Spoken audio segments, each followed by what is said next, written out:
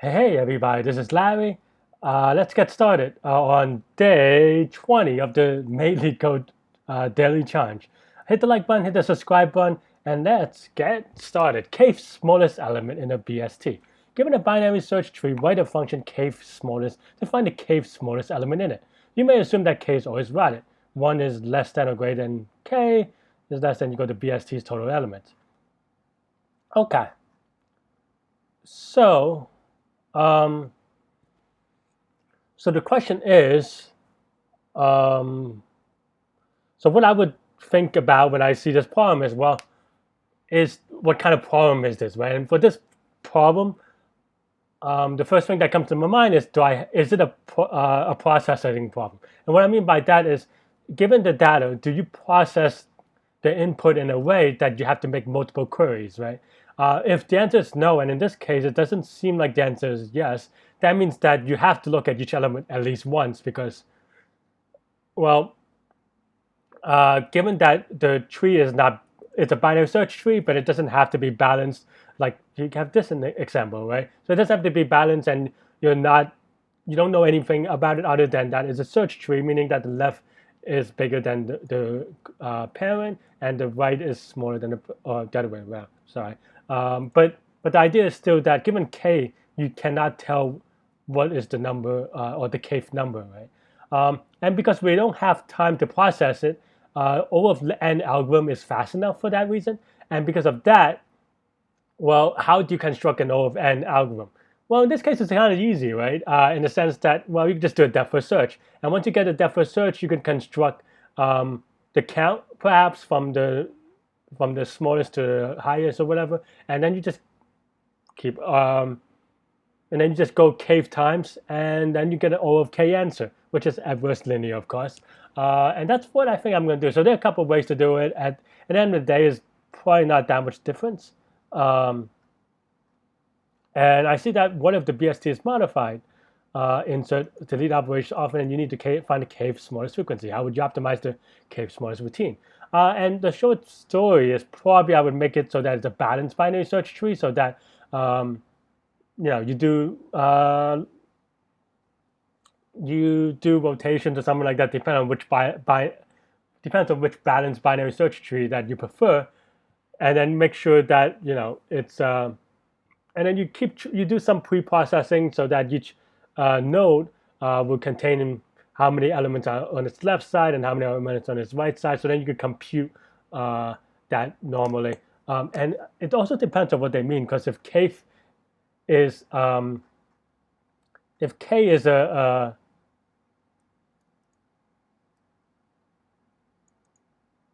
yeah, it depends on what k is, in the sense that it's k a variable. Is it always the same k every time? And I guess this follow is not super clear. But if k is the same thing every time, then you could use two heaps or something like that, right? So there are other algorithms as well. But anyway, we'll skip that for now, and we'll leave that as a homework. Let me know how you did. Let me know what your strategies are for these follow-up pre-processing. I'm going to just solve this problem now, and let's construct let's get this construction going. So I'm just going to do it the lazy way, and just look at each node. And if node is none, then we just return. Otherwise, dot append k, except for now we want them in order, right?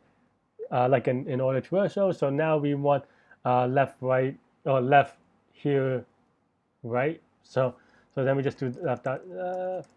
And then here we process f dot node dot right, and then at the end, well, let's just call it on the root, and then we return all sub k. Could be depending on it's one indexed or not. So it is one index, so we have to subtract from one, but that should be good enough. Let me put in more test cases, or at least the ones that they give you.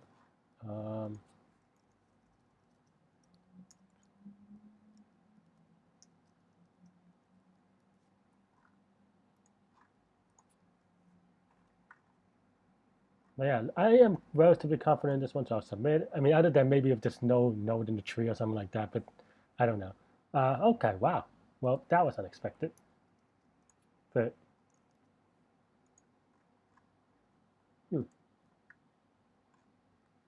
let's. This also gives me a good time to practice my debugging. Let's see.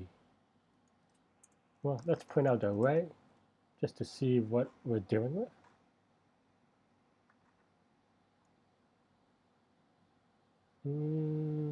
Did I misunderstand this? Oh, whoops. Wow. That is very unluckily fortunate. I mean, I have a typo, which is not a big deal. But it is, I would say that is also the value of actually testing random stuff. I actually tested, like I added an additional test, and I guess I was just really lucky, quote unquote. Well, I mean, I guess in this case, for whatever K you put in is also exactly the answer. But clearly, that typo was just silly, but that's okay. Um, so the humble part here, of course, is that make sure you, oh, because there's 0. But yeah, make sure you test more cases. But even that, okay. But I'm still confident of the code. And now let's submit again, despite the typo that somehow passed the test. Sometimes it happens, right? On a competitive thing, sometimes you get lucky and it is correct for your inputs, but then it's just quote unquote lucky, unlucky, or unlucky in a lucky way. But yeah, either way, the algorithm itself is pretty straightforward. You could actually even keep track of how many numbers are in array, so that you could return early here. Like so, you could usually put in or k is, or sorry, or length of arg is greater than k or something like that, right? But not not just minor optimizations, but it doesn't really matter either way. So this would turn it from uh, so yeah. So what is the complexity analysis, right? Um, so this is we look at each node exactly once. So it's going to be O of n, where n is the number of nodes. Can we do better than that? No, because we have to look at each element once because there's no implicit structure to it. Or I mean, there is a structure to it, but it's not one that will give us the kth answer because like maybe if it's balanced or something like that, but I think even then it's still a little bit nuanced unless it's completely balanced so that you can make assumption on the structure of the thing. But yeah, and space, well, we actually do this thing where we use O of n space. You can actually use O of 1 space, see if you can do it. That would be cool if you could figure out how to do O of 1 space, but that's only conceptually in terms of how much space used, because even in the case where you use an extra variable, if you use depth first search or even breadth first search or something like that, but it doesn't really matter. You're going to end up using O of n stack space or queue space or whatever. So it's still going to be O of n and and of course you can make it O of k by just doing this and also keeping only k in depth or k in the array size or something like that. But that's a very minor optimization, of course, but it's nice to know you can have it. Yeah, that's all I have for this problem. It's a very basic recursion problem that I still made a typo on. So it's good to get out of my system though, and it's good to test this. But yeah, when it comes to a lot of these kind of recursion problems, recursion is it's a foundational thing that comes up in every programming thing, interviews, compared programming, I don't know, anything that goes on. So cool. Let's just for fun, I'm going to take a look at the hints. Let's see. Try to utilize the property of the BST. Okay. Try in order to traversal. That's what we did. What if you can modify the BST's node structure? Not sure what they're asking for, but try the optimal one-time complexity of height of the BST. Uh, hmm.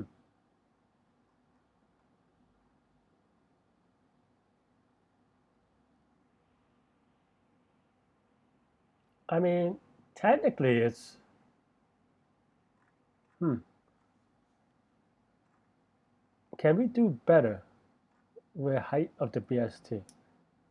Uh, yeah. I mean, I suppose, but I don't know. I think it depends on what they mean by O of the height of the BST, which is worst case O of n. Um, but can you do it in strictly O of h? Hmm. I think that um, yeah, that maybe these are not independent in the sense that what if you can modify the BST, and I think maybe that talks about that's the follow up, which we kind of talked about at the top of the hour, not necessarily just this part, because I think um, just talking about if you're going to give one try, you still have to pre-process the tree, and if you pre-process, it has to be O of n, right? You cannot pre-process only height of the tree and hope that you get something. Um, or is I don't think so. But yeah, cool. That's all I have for this problem. Let me know what you think. Hit the like button, hit the subscribe button, and I will see you tomorrow. Bye bye.